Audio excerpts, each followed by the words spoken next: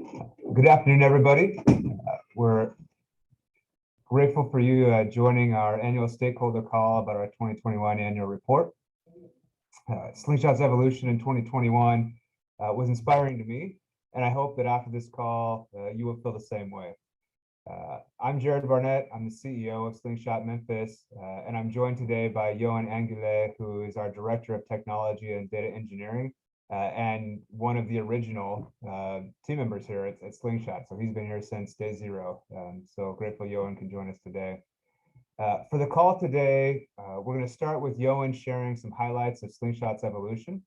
I'll then share some insights from our work in 2021. And then we'll provide time at the end, about 10 minutes or so for Q&A. And so please use the Q&A option here in Zoom to submit questions throughout the call here, and we'll then answer those at the end. Lastly, the webinar will then be posted on our website if you want to review it again or share it with anybody. With that, we'll turn the time over to Yohan. Thank you, Jared. Well, good afternoon and welcome. 2021 was indeed an exciting year. We clarified Slingshot's mission to ignite a movement to revolutionize poverty fighting by providing previously unavailable insight about what is effective at alleviating poverty. This work addresses a gap in the poverty fighting feedback loop that will enable us to enhance the impact of poverty fighting efforts and philanthropic investments.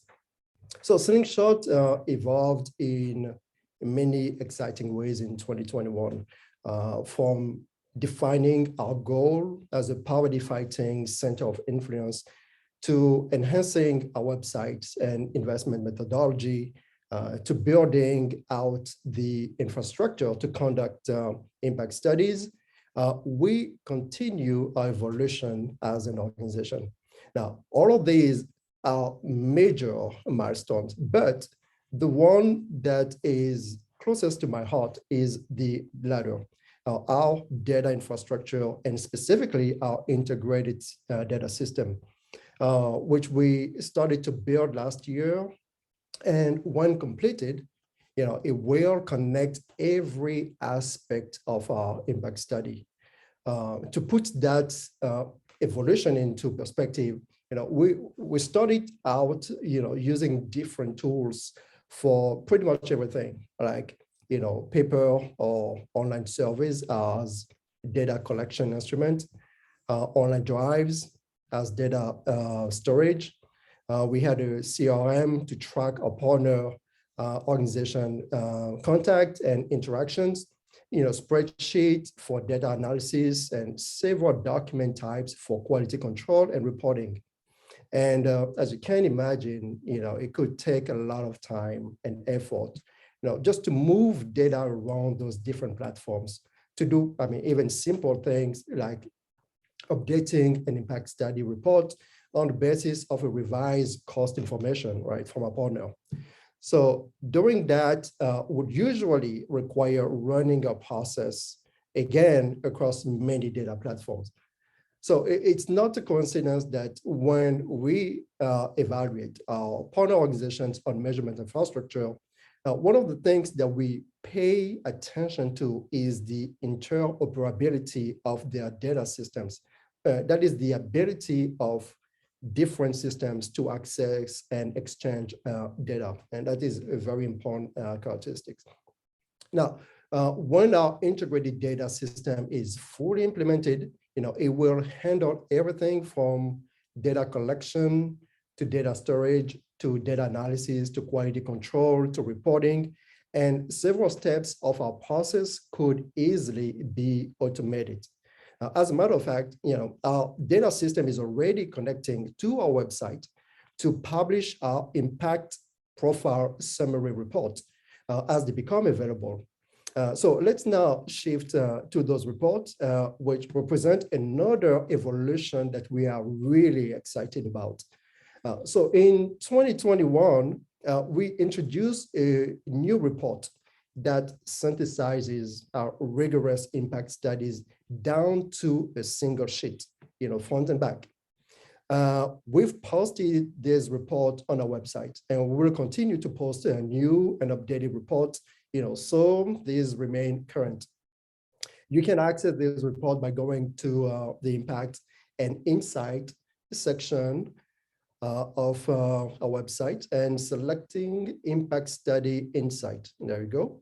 So if you go down, there you go, you'll see it. Now you see there's you can feel free to use the filter on the search tool to quickly find specific reports, but we got pretty much all the reports posted so far. And to view the report for an organization, you can download it by clicking on the image of the report. And so let's look at my file report. All right, there we go, it is there. So on the first page of the report, we provide a description of how the organization fights poverty. We contextualize the social challenges it addresses here in Memphis, and we share the result of its most important, its most recent impact study for each dimension. So on the second page, yes, so we share highlight for each of the 4 dimensions, including the organization trajectory since its previous impact study. So those are the arrows that you see there. Yeah. So we also highlight potential opportunities for greater impact. So I encourage you to use this report to help inform your poverty fighting effort. Back to you, Jerry. Thanks, Johan. So those reports are something we're really excited about because it's the first time we've been able to make that public in a really, hopefully, consumable manner. And so excited to be able to start sharing those more. Our annual report this year was structured following kind of our 3 primary functions. The first is our impact studies, where we work alongside poverty fighting organizations to study their effectiveness. The second is our opportunities for greater impact, where we collaboratively identify opportunities that could enhance poverty fighting outcomes and offer thought partnership to help address these opportunities. And the third function is our Accelerate Impact Fund, where we raise funds in the community each year and then invest 100% of those funds directly in poverty fighting organizations to amplify effective programs and services. Each of these functions directly contribute to enabling a well-functioning poverty fighting feedback loop. So the insights from our impact studies help us understand what is effective. The opportunities for greater impact help identify enhancements that could produce greater outcomes for our neighbors experiencing poverty. The Accelerate Impact Fund provides an example for how to invest philanthropically based on the outcomes that are created. And this is based on the magnitude of impact, right, that something has alleviating poverty. That's the driver behind how that's done. And it also provides a way for people to invest directly based on the effectiveness of poverty fighting organizations. So if you don't have the opportunity to go and do all the research about an organization, our fund gives you the opportunity to still invest based on impact using our work in the impact studies. All of these functions work together to help revolutionize the fight against poverty by providing a consistent, standardized methodology to measure effectiveness and empower our poverty fighting ecosystem with the insights to achieve significant lasting changes. In 2021, we had the opportunity to work alongside 30 poverty fighting organizations. We conducted or completed 20 impact studies and then started an additional 11 impact studies that carried over to 2022. We also conducted the first baseline impact studies with 6 new organizations for Slingshot here in 2021. Those organizations addressed a variety of social challenges from youth empowerment to workforce development, education, criminal justice opportunities, as well as domestic violence. All right, so now we can dig into some of the insights that we learned here in 2021. So just for a quick context, this heat map chart here on the left shows the percent of organizations that Slingshot worked alongside who received each of the impact results by dimension. So for instance, looking at benefit cost ratio, there were no organizations in 2021 that had a weak benefit cost ratio, whereas there was 30% of the organizations we worked with that had a very strong benefit cost ratio. So we want to dive into a couple highlights here, particularly for benefit cost ratio and for measurement infrastructure. So at least 70% of the organizations that we worked with are producing poverty fighting benefits in excess of their costs. For the organizations with the highest benefit cost ratios, there was a theme that we observed that many of these organizations were addressing education or workforce development opportunities. That said, however, the top three ratios that we observed in 2021 were for organizations that addressed three very different types of social challenges. One was prenatal care, two was adult education, and three was related to criminal justice and restorative justice. And so what that helps us take away is that there are opportunities for organizations across different types of domains to have a very high benefit cost ratio. For measurement infrastructure, the ability to effectively incorporate data and decision-making was the biggest area of opportunity we observed in 2021. We only saw 19% of the organizations we work with receive a very strong result for their measurement infrastructure. And all but one of those organizations also had a very strong use of best practices, which suggests there might be a possible correlation between an organization's ability to implement best practices and its ability to develop an infrastructure to use data in decision-making. With the ability now to measure changes in effectiveness over time, it was inspiring for us to observe that 75% of the organizations that we conducted impact study updates with in 2021 demonstrated measurable improvements since their previous impact study. And so one of the things we're hoping with that, right, is that with these insights that we're sharing and learning more and understanding more, it empowers organizations to then take actions that help them be more effective at fighting poverty within their domain. For organizations with the highest, sorry, take that back. So I do want to go to benefit cost ratio here. So you'll notice on this chart, benefit cost ratio is where we saw the greatest regression since the previous impact study. And this is we due in large part to the disruptions from COVID and how that impacted programming and how organizations, while they would adapt, those adaptations didn't produce the same level of poverty fighting benefits as their pre-COVID programming. Even with these regressions, however, we still observed a median benefit cost ratio of 1.45, which again, going back to the previous slide, 70% of the organizations we work with, or at least 70%, were reducing benefits in excess of their costs. We observed the most improvements for measurement infrastructure dimensions. You see 40% of the organizations we work with showed measurable improvement there. Again, we think that COVID had a part in this with the need for social distancing and in many cases, virtual programming. This accelerated organizations' movement towards a better infrastructure at gathering data and using it in their decision-making process. Two examples that we observed from 2021 in organizations that we thought were pretty interesting was that we worked with an after-school program that digitized its attendance data and created dashboards that shared this data in real time. This enabled their staff to identify potential attendance concerns almost immediately. So they would collect data on Saturday, and on Monday in their staff meeting, they could review that and understand, hey, these students weren't here. This is now a trend we've seen, and they could then take action on that very quickly. Previously, they were only able to produce these attendance reports monthly. And at that point in time, you've had anywhere from 30 to 60 days go by where this student is no longer coming and have lost the opportunity in many cases to try and reach out to them more proactively. Another example that was exciting from 2021 around measurement infrastructure improvements was an organization that provided in-school support for students. Some of the improvements they made is they started collecting data, performance data for students for the entire school. So they could use that to better understand how their work and the students they work with saw different outcomes and hopefully better outcomes than the other students in the school that they weren't working with. In addition, they hired a new role that focused exclusively on data analysis. And this is something that had previously been done as a side role for, or responsibility for someone, and now they have someone dedicated to that work. They also implemented a new assessment to capture data related to students' social emotional perceptions.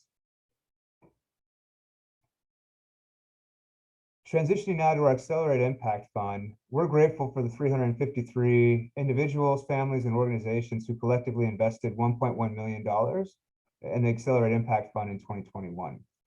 Using our simple methodology to invest based on the results and trajectories from our impact studies, which allocates exponentially more funds to the organizations with stronger evidence of being effective.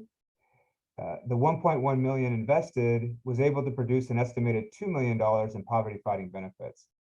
This represents a 1.9 times poverty fighting return on investment, which means for every dollar invested in our Accelerate Impact Fund in 2021, it produced an estimated $1.90 in poverty fighting benefits. This also represents a 25% increase in the estimated poverty fighting benefits compared to if we had just allocated those funds evenly across the organizations that we work with. So if we had used the median and average benefit cost ratio was the same at 1.45, if we had just allocated those funds evenly, we would have only seen 1.6 million in estimated poverty fighting benefits if we had taken that approach.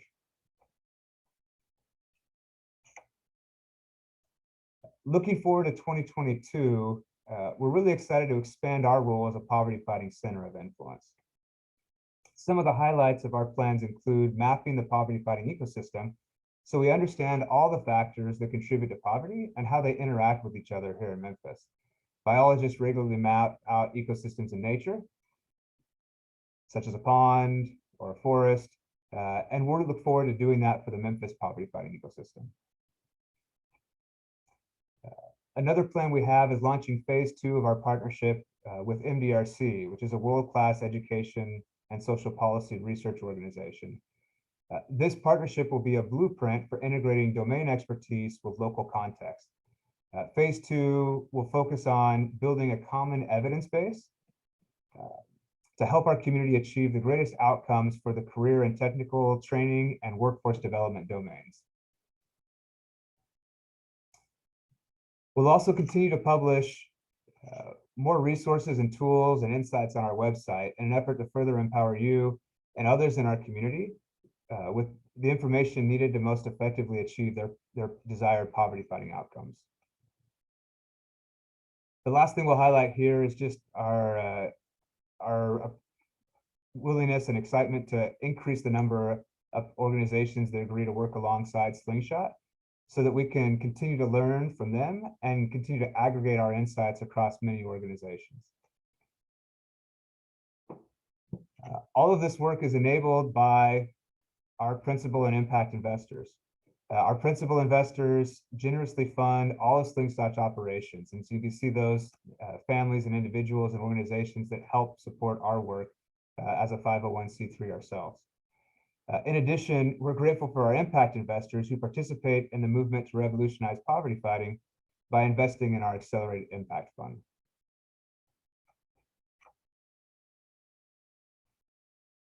We're thankful for your participation in this annual stakeholder call and encourage you to continue to participate in the movement to revolutionize poverty fighting by using our reports and insights on our website and your poverty fighting efforts and encouraging others to do it as well. By investing in our Accelerate Impact Fund so we can magnify the impact of that philanthropic investment, inviting poverty fighting organizations to consider working alongside Slingshot, and following and engaging with us on our social media platforms and our regular email updates. That concludes the content that we had prepared for this stakeholder call. We'll now open up the Q&A. And again, you can use the Q&A feature in Zoom to submit questions. And Johan and I will gladly answer those questions.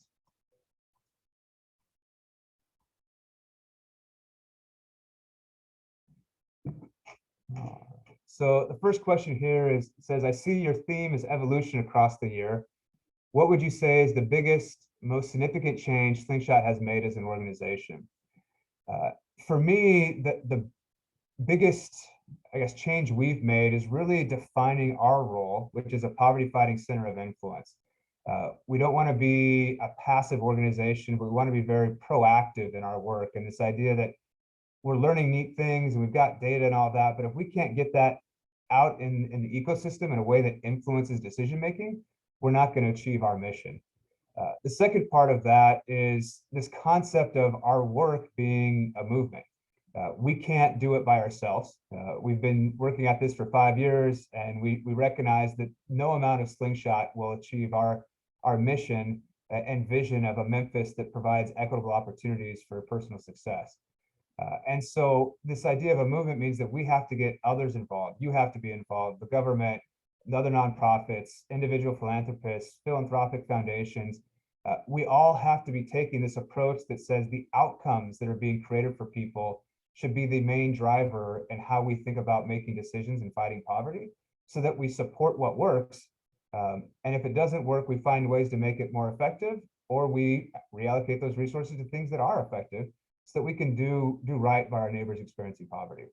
So that's what I would say in 2021 is probably the most significant change that we went through as an organization, is realizing that, defining that, and really embracing that role as an organization.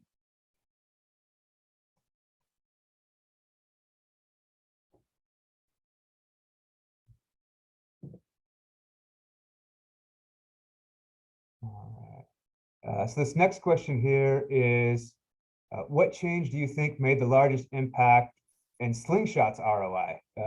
It's a good question. We measure the ROI of other organizations. I think it's fair that we answer that ourselves. Yoan, would you be comfortable answering that question? Yeah, sure, Jared. Slingshot, we view ROI from different angles, right? So the largest impact typically comes from the ability of an organization to affect the ecosystem. So in that regard, I would say that transparency was the key element in 2021. We made our methodologies available on the website and enabling organizations in Memphis and actually beyond that use them to make more impactful decisions. We also look at ROI based on what an organization does to be more effective. So from an internal perspective, right, we improved our practices and measurement infrastructure. So streamlining our impact study process and building also like an integrated data system will make it possible for us to scale our work and therefore, work alongside more organizations down the road. Thank you, Yoan. As it actually gets to another question that was shared here, where it says, how does Slingshot decide on organizations to include in these baseline impact studies that we do? And so the answer there is that we conduct a round of expansion twice a year. We do one in the spring and one in the fall. And we invite organizations to express interest in working with us. And we go through a 3-stage process to allow each of our organizations to learn about each other and decide if it's a good fit to work with each other at that time. One of the things we try to be really mindful in that is that we look at poverty fighting very broadly. And so as long as an organization is improving the health or income of someone who's experiencing poverty, we would consider that poverty fighting. And so that's why we work with a broad mix. And so we want to make sure that we have the opportunity for organizations to express that interest. We also will invite organizations if they are in a place that are part of the ecosystem that we would like to learn more about, to consider working with us. And then we go through that process in as efficient way as we can, trying to be very mindful that these organizations have lots of other things to do, like running their programs. And so we try and make the process as streamlined and quick for them as possible, while still providing time for us to learn about each other. And then at the end of that process, there's a mutual decision around, is it the right time for Slingshot in terms of our capacity and where we're at as an organization? And is it the right time for that organization in terms of their capacity and what they're hoping to get out of the experience, to then say, yeah, it makes sense, let's work together, or you know what, maybe now is not the right time, let's revisit the opportunity to work together in 6 months or 12 months, and what might need to happen in order for our organizations to be better aligned at that time.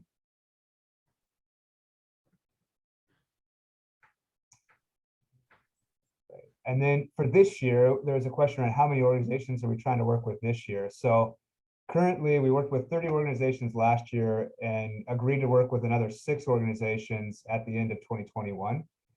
This year, we're hoping to add an additional 10 to 15 organizations to that number. And so we hope to be by the end of the year, somewhere in the number in the 50s of organizations that we get to work with.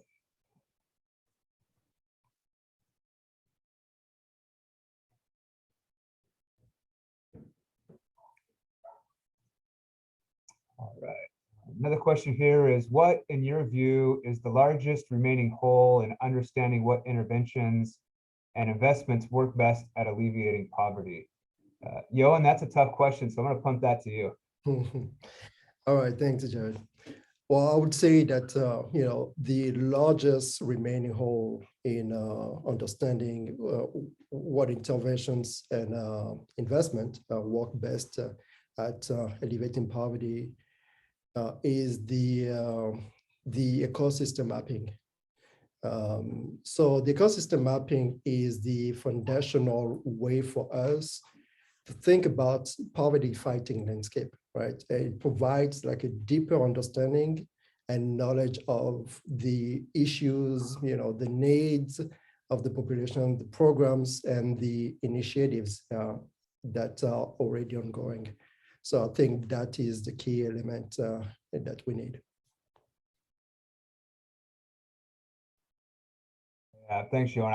I agree. I mean, that we see that as very like a foundational element as we continue to evolve as a poverty fighting center of influence. And so excited for us as we continue working on that here in 2022. The next question here that we'll answer is, do you have an internal staff of data analysts and evaluators who help you do this work, or are they contractors? And so I can answer that question. We do all of our work in-house right now. And so our impact team is what we call it, is a team that I will, kind of praise. They're phenomenal. And we have 2 PhDs on that team. One is in economics. Johan has more degrees than I can keep track of, from technology to an MBA to analysis. Johan is kind of our godfather of our benefit cost work and really helped us develop that proprietary algorithm ourselves. And then the other people of our impact team all have master's degrees at this point, or have meaningful experience working in analysis, whether that's in the for-profit space or in the nonprofit space, which includes the World Bank and consulting firm like McKinsey and Company. And so our greatest asset as an organization, is the relationships we have with organizations here in the community and our people. And so it's been fun to take that group of really bright people and figure out how to do this. And then, as Johan talked about earlier, how to do that in a reproducible way so that we can replicate this at scale and work with as many organizations as is helpful here in the city. Mm-hmm.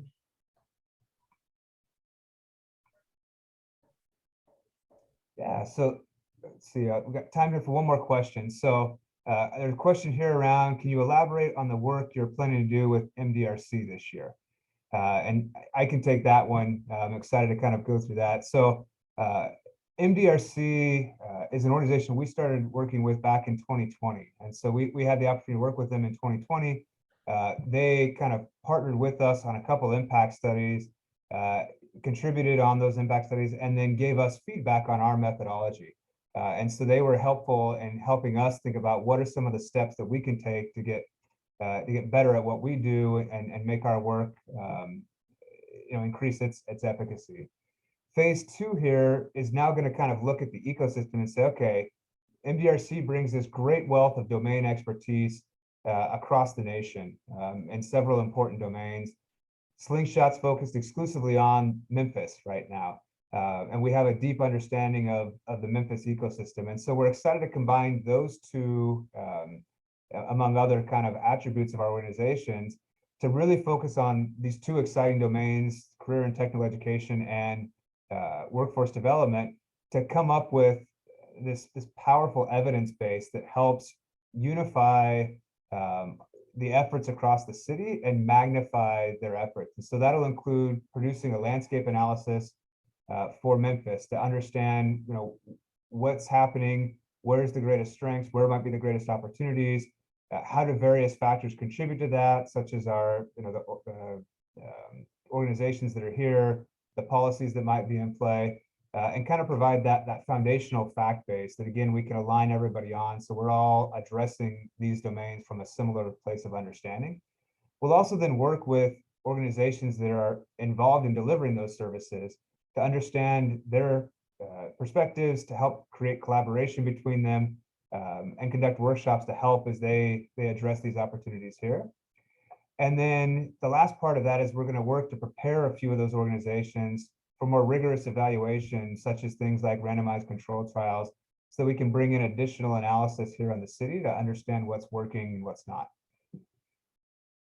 And with that, we've hit our time. And so grateful for everyone again joining. Excited to continue working with you and partnering with you as we continue to try and revolutionize poverty fighting. And again, focus on those outcomes as that driving factor and how we think about the work that we do and how we allocate our time and resources to helping our neighbors experiencing poverty. So thank you very much, and appreciate it, and look forward to staying in touch here going forward. Thank you for joining us today, right now. Thank you.